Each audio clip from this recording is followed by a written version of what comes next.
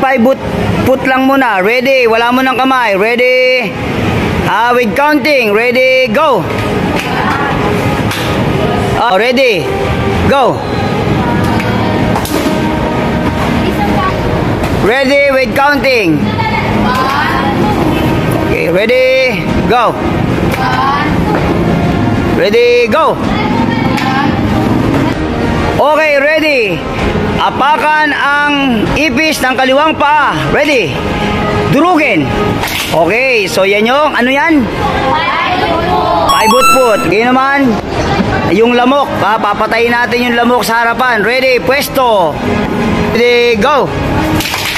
Count, count.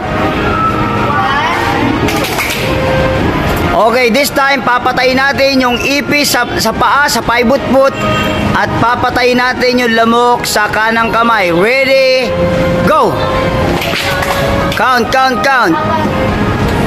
Ready? Go! Okay, ready? Ready?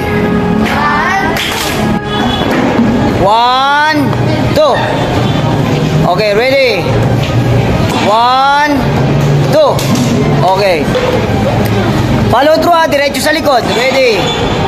1, 2. Okay. Natapos po kami nung basic body movement sa pagpalo. Ngayon naman ay ang ituturo ko sa kanila ay yung contact. At sa contact ay gagamitin namin itong eto improvise lang, bote ng mineral water at saka yung Whipple ball.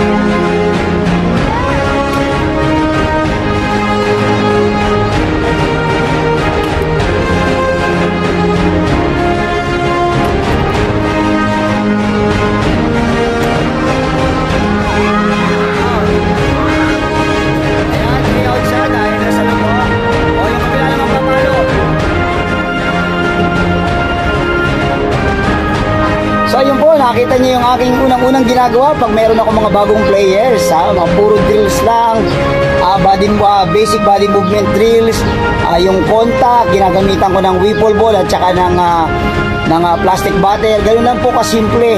Ganun ako nagsisimula para safe tayo. Ayun po.